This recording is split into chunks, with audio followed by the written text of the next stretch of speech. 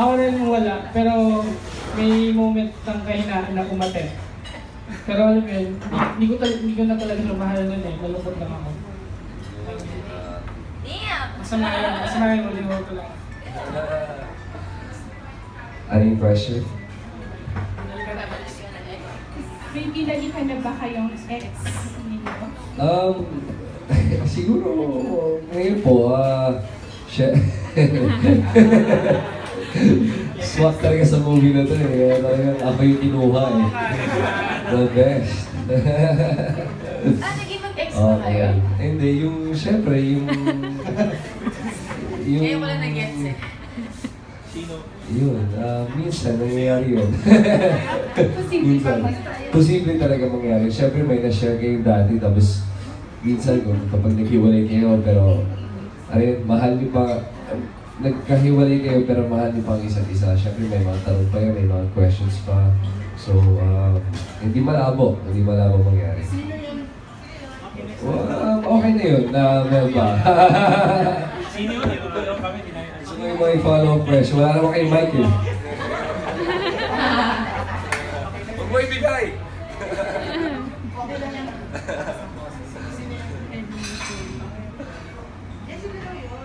Ano?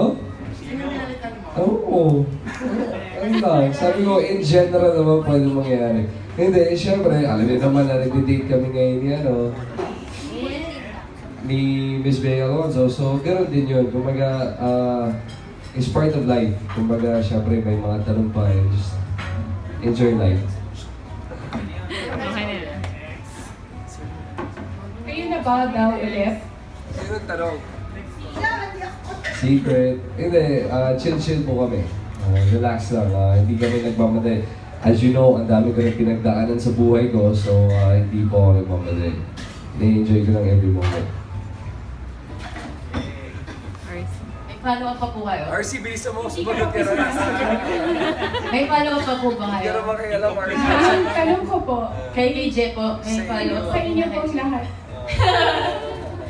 Je, so, sino? Ako ulit talaga. Sinabi na nga. Ako, kaya nga may part sa movie na nakarelate ako. Kasi nung nag-break sila, sa akin, nung nag-break kami, parang hindi siya totoong break.